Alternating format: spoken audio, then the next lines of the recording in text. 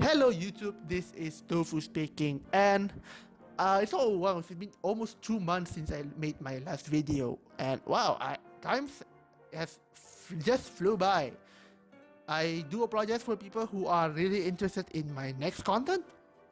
I do hope sincerely that the community post that I made throughout last month is enough to keep you guys entertained, and actually that's my only content for last month. But well, nevertheless, I shall return to my video making, and this would be my video for February of 2023 sneak peek. Wait, 2023? What do you mean we're on year 3 now? Wow, sweet. Year 3 is where I would say is the breaking point for where the modern unit design started. For example, something like Summer Hatsune is the body, is the building blocks for something that's even better. For example, like New Year's Homare, or we can say like most of the 6 stars that I introduced in this year have stayed relevant one way or another. Either it's from their utility, or it's from their book, or it's from their power that is still very relevant up until something like year 5 or year 6, therefore making this year actually quite a banger for pulls and for 6-star upgrades as well. And speaking of February 2023 for itself, actually we get our first true anniversary event, on which is, as we know it in JP, we have 2-parter anniversary events, starting with this one, which is Starlight Princess Remaster, the Idol Master collab, and then the next month we will get the ceremonial event, and then we will get the Remember event, and then we will get the Liberator event for year 6. And you guys should really be feeling the hype. I think it's a bit late for me to say feeling the hype, because the event is already pretty going on for almost like 4 to 5 days now, and actually part 2 is coming up probably a week after it started, for like 11th of February. Well, I guess sure, there isn't a lot of Kamina right now, but rest assured this is still the month of the idols, and be interested actually, because the month of the idol is always the best month forever, I guess. Speaking of new content, sadly you won't get new worlds this month, because rank 16.4 is going to stay for this month as well. We won't get a new world for this month because of the Idol Master collab. So yeah, better take this time to farm your Abyss Bows, your Staff of Themis, your Arcsage Orbs, and whatever and so forth. And of course there are 3 new 6-stars. Again, almost every anniversary would probably follow this trend. I don't think year 6 have been kind to us. We only have 1 new 6-star release this month. Maybe next month they will release the new 6-stars, especially since JP has shuffled their schedule 1 month earlier than usual. But alas, that's not the point. But what is truly the point is our biggest, most important upgrade of the entire year. Actually, I think there is only 1 or 2 other 6-star upgrades that are more relevant than the 3 that are shown here, and the 3 that are shown here are building blocks as well as being good units in their own right for other units that are similar to in what they do or in their niche to the next unit that are released in the gacha, or the 6-star that follows after them in like year 4 or year 5. Starting off this month, I have what I feel is my favorite 6-star of this batch, and probably the 6-star here that lasts almost the longest, if not the longest, which is Hiyori 6-star. Honestly, base Hiyori is kinda mid, if not complete garbage. I have no idea what Psy Games had in mind when designing her original Union Burst. I have no idea why she has basically a single target attack with a splash damage built into it, but that is all in the past now, because Hiyori Burning Rush is absolutely insane. Hiyori receives an absolutely must-needed bulk upgrade, which allows Hiyori to stand at position 1 at the most extreme, or if the enemy is a pretty chipping, or they have a lot of front-loaded damage, then maybe you put like Rima in front of her to soak most of the damage that will come her way. Also, Hiyori, if you don't remember, has some of the highest TP retain, if not the highest TP retain set in the entire game, allowing her to loop her Union Burst very very fast, especially when you use her with something like Summer Saren, or in the future Saren 6-star, or in the most featured Liberator Nozomi, and other very important TP characters as well. The most important part of Hiyori, of course, is her new union burst, Hiyori Burning Rush. Now she doesn't have that stupid single target with splash damage mechanic. Now it's a proper Muimi killer, being able to basically remove Muimi from being the best AoE cleaver in the game by just being a proper high damage AoE union burst with good damage. Sure, her damage is still best concentrated on the enemy in front of her, but having 400 range and a pretty sizable damage on the units that are not being in the center of her targeting damage is still extremely strong. And again, we are doing this on a unit with the highest TP retain stat in the game. So Hiyori will be able to loop 2 or even 3 union bursts as early as the first 10 seconds of the game, allowing her to break stall and chip as much damage as possible. The lack of Miyako representation in Arena as well also improves Hiyori's usage, because not only Hiyori is just naturally strong, she can also just kill Miyako before she actually turns into a ghost form, at least before Miyako herself got a 6-star way down the line. Her highest DP retain also, if you don't remember, if Yukari is positioned with Hiyori, especially if Hiyori is position 1, Yukari will have the higher chance to target Hiyori instead of position 4 or position 3 with her Moonlight skill. This allows Hiyori to, again, loop her UB very consistently. Hiyori, again, I'm saying the word consistent is because Hiyori is very consistent.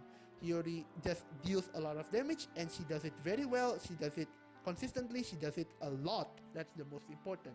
And she doesn't have any caveats for her union burst either. All she needs to do is just to find someone and then punch them straight hard in the face. Which is why Hiyori is a fan favorite for PvP and CB players alike, as being able to help the CB accounts, because Hiyori is a very easy Gigamax. Just get her to 16-4 UE 160 and all those jazz. It's a very good boon for CB players who have to keep their units low for clan battle, and for PvP it's another unit in their arsenal. Also helps them clear story faster, even probably better than Muimi in some instances. Also, because she is a 6-star, you will get more mana from actually having people borrow your Hiyori, which is also a good boon. And until now in JP, people are still putting Hiyori in their friend support list, just because Hiyori is so good at churning through content that they don't really need to put other 6-stars. Sure, in JP you have competitors such as maybe Hatsune 6-star or Tomo 6-star, which is another very prominent unit, and Jita 6-star, although Jita 6-star is more single target or boss oriented over Hiyori. But again, Hiyori is very consistent high damage AoE burst that basically places Muimi in what she does until Muimi gets her UE. And even then, Muimi is still worse than Hiyori, and maybe if Muimi gets a 6-star we will talk another day, but for now Hiyori is very good. It doesn't have a wind up time, she just deals a lot of damage, punches things very hard, very fast clear time in story, really good for new players to borrow you, and a lot of other very important things. Maybe in CB she will even see use for multi-target because of how strong she is. I have no higher praise that I could for Hiyori 6-star, and I really think that Hiyori 6-star changes the game for the following design, for Precon design philosophy. She's just that good. The next one, although isn't actually as hyped as Hiyori, because, well, she's not really that easy to spec into friend support or whatnot, it's still very important for clan battle and other boss related stuff, and it's actually Ray 6-star. Ray 6-star is often overshadowed by Makoto, because for the last 2 years Makoto just have more damage, and even worse, Makoto has a very good ult that basically is just another Makoto, allowing Makoto to have higher representation in clan battle for almost 2 years. But with Ray 6-star, that status quo is probably going to be shaken, if not completely destroyed.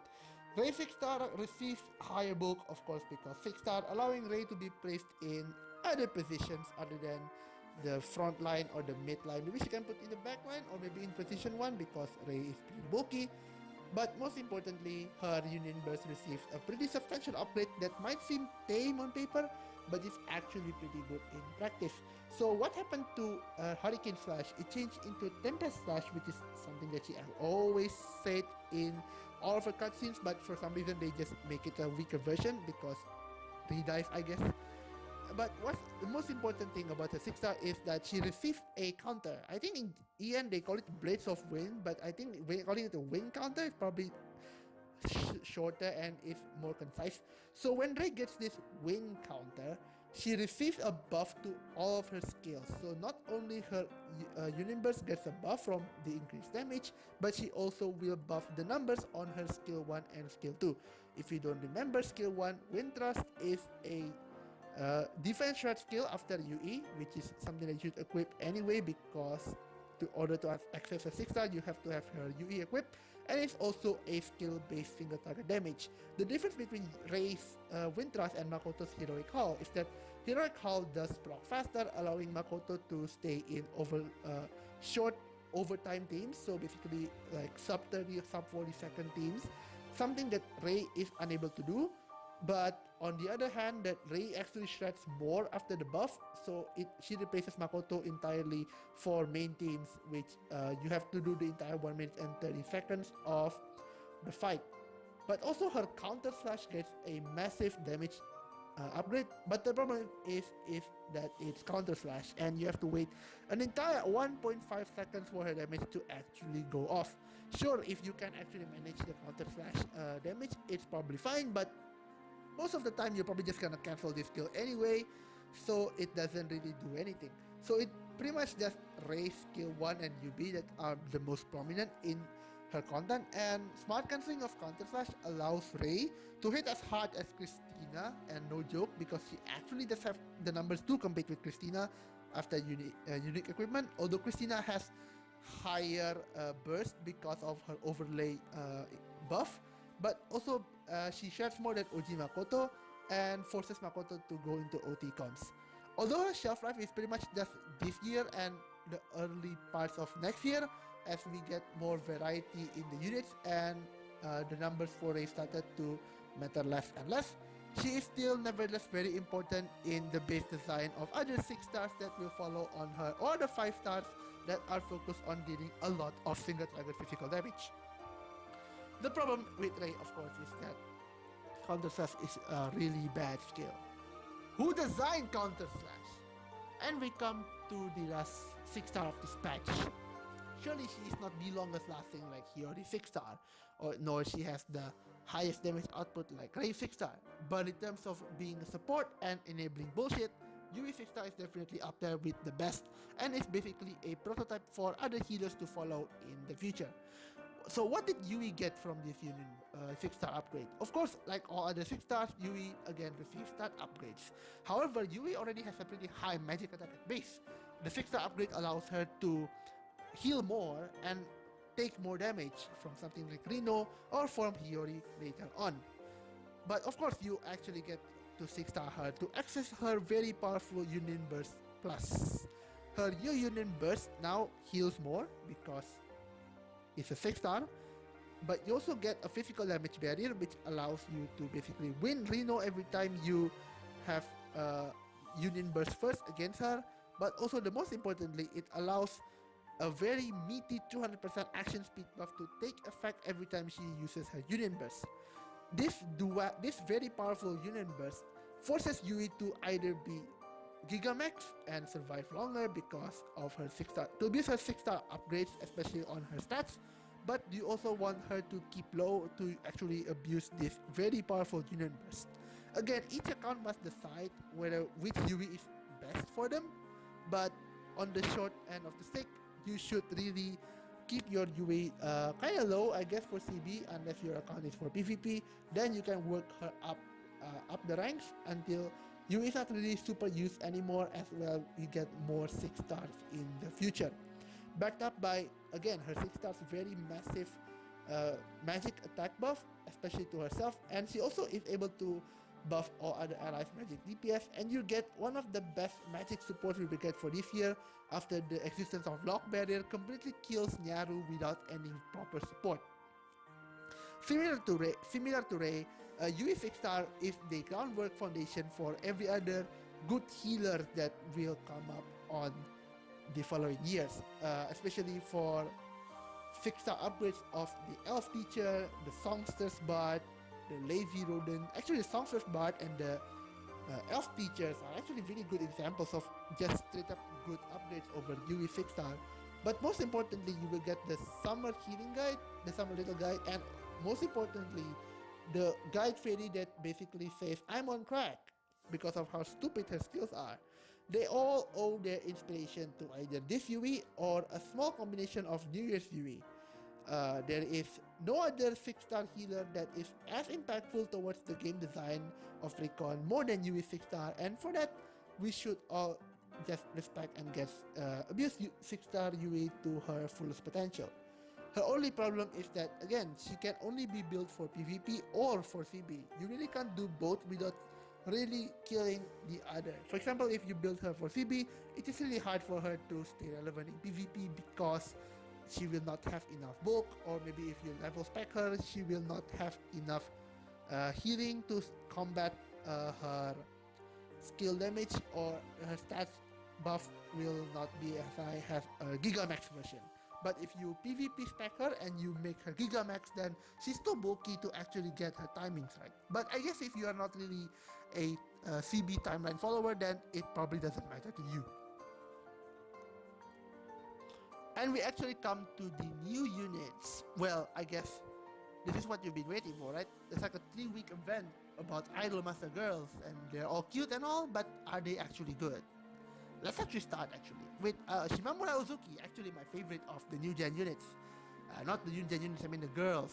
I think like if you compare these to like the failed Azure Lane Gen 1 Idol Master collab, I think like Precon got the essence of what Idol Master collabs should be over something like Azure Lane, if you remember. I guess if you play JP first, then you probably experience this Starlight Princess first, which is the new gen, or like the Cinderella Girls Gen 2 collab. And I guess the Gen 2 collabs are just straight up better when it comes to character. I really think that something like Uzuki is probably better than Haruka in terms of character, and Rin is better than Chihaya, but I guess to each their own. But speaking of actually being good, how does Shimamu actually stack up to other supports? Supports? Yeah, exactly. So Uzuki is actually a support, not a true DPS. Uzuki is technically meant to replace Jita, but also at the same time she doesn't completely outright remove Jita from the contention of DPS either. The Shimamu basically makes Jita AoE, and also she has a more fair but slightly higher TP generation buff.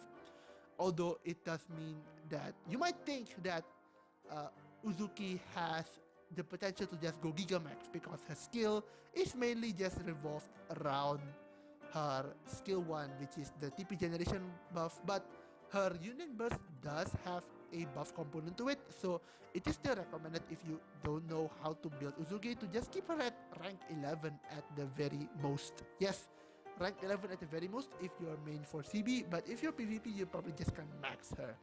I doubt yet you probably use Uzuki a lot in PvP, but she's definitely a very good mainstay for PvP as well.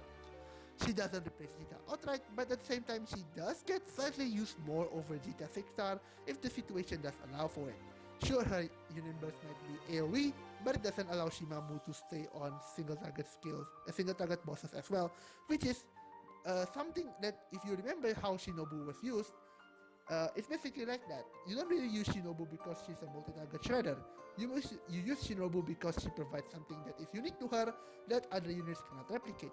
Same with Shimamura Uzuki. Uzuki might not be as good as Jita when it comes to DPS, but when it comes to supports, Jita is definitely not as good as Uzuki when it comes to TP generation and buffing, which is enough for side games to differentiate the two when it comes to options if you want an offensive TP generator.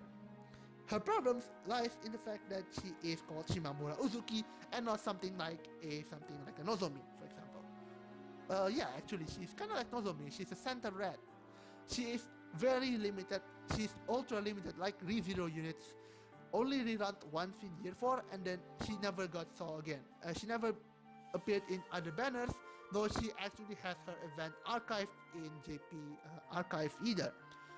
And of course, the problem also lies with her banner placement. Seeing Uni and Princess Kokoro just a couple months after Uzuki's debut, you might be tempted to just skip this one and just wait for her rerun, and you just pick her and Shiburin on the same price gacha with their unique equipment. But at the same time, it's probably like too late for something like Uzuki to actually make a big splash. Although she does actually get used after she gets her unique equipment back, but Jita 6 Star does kind of replace Uzuki in both aspects. So it's kind of your double-edged sword. If you want to pull for that smile, of course, yeah, that smile is absolutely precious.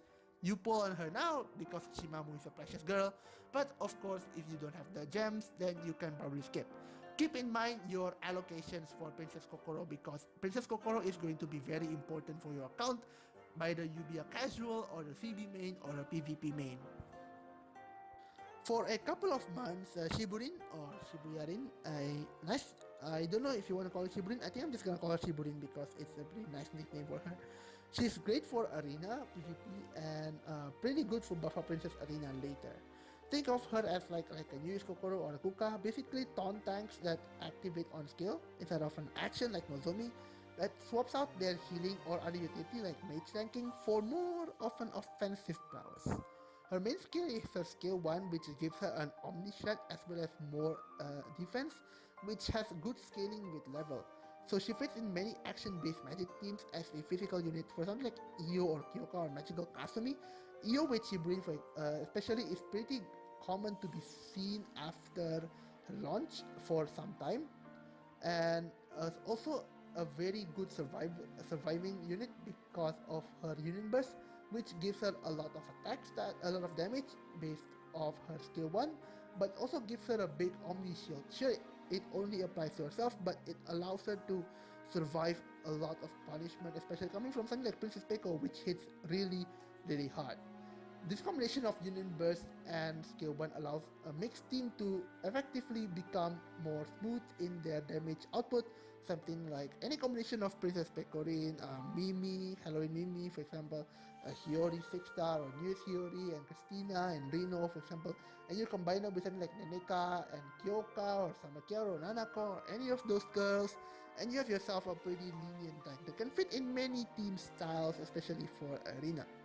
Sure, she will get her unique equipment later down in year 4 when she gets her rerun, but the problem with her rerun is that we already have a lot of good 6-star tanks, not just including Pecorin and Yukari for example, but we also get other good actual 6-stars that are appearing in year 4, like Kurumi 6-star is a pretty good sub-tank, Shizuru 6-star is a pretty good Christmas Nozomi killer, but the most important, for me at least, is Nozomi 6-star, which is extremely powerful not just in attack, but also in defense as well. She does almost a lot of stuff that most tanks don't do, and is basically a good hybrid of crowd control and also tanking.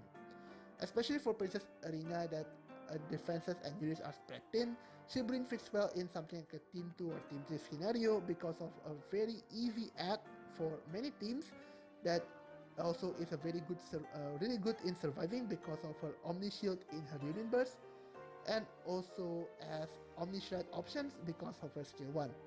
The Omni Shield allows Shiburin also to be good in auto CB because for D bosses, especially because most of the D bosses actually hits really, really hard when it comes to their Union Burst, and having a good Omni Shield that you can proc before the Union Burst of your boss allows Shiburin to continue shredding your opponent in either the physical or magical side, and is worth often looked into.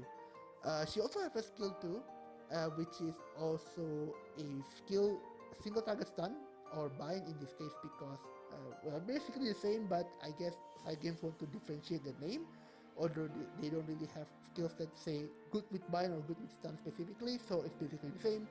But it's not the best, but it's able to stun Yukari from activating Moonlight, so it's probably good that way.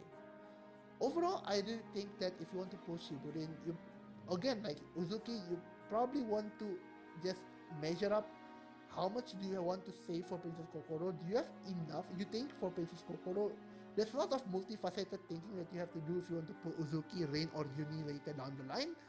And for that reason, I don't really recommend you pull Rin. Sure, for PvP hardcore, she's almost a must pull, but for casuals, I don't really think that Rin is a must have. Sure, she is really good, but Sword Chica here might just be too much expense for casual or non-PvP players to invest to, especially with the important, very limited mana counts.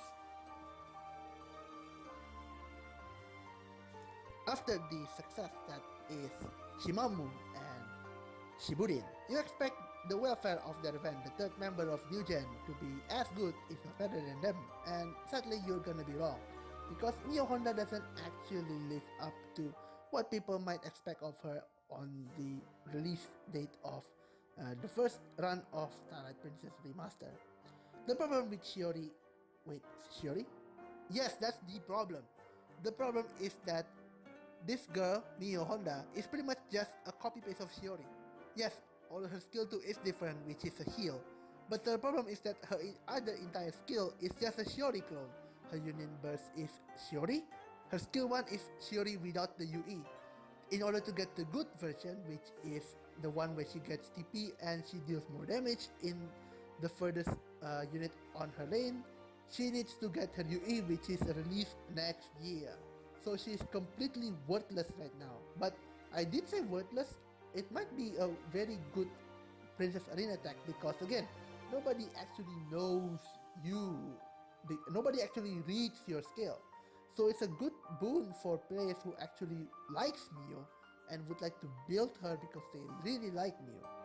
This is a very good precedent actually if you want to say build something like this. Already happens a lot of times, like Christmas Kurumi for example, or Christmas Nozomi, my personal favorite, and I still champion Christmas Nozomi to this very day. I still think that she's a really good unit, and I really think that there's a lot of really cool things that you can do with Christmas Nozomi. But for Mio, I think she's kinda mid.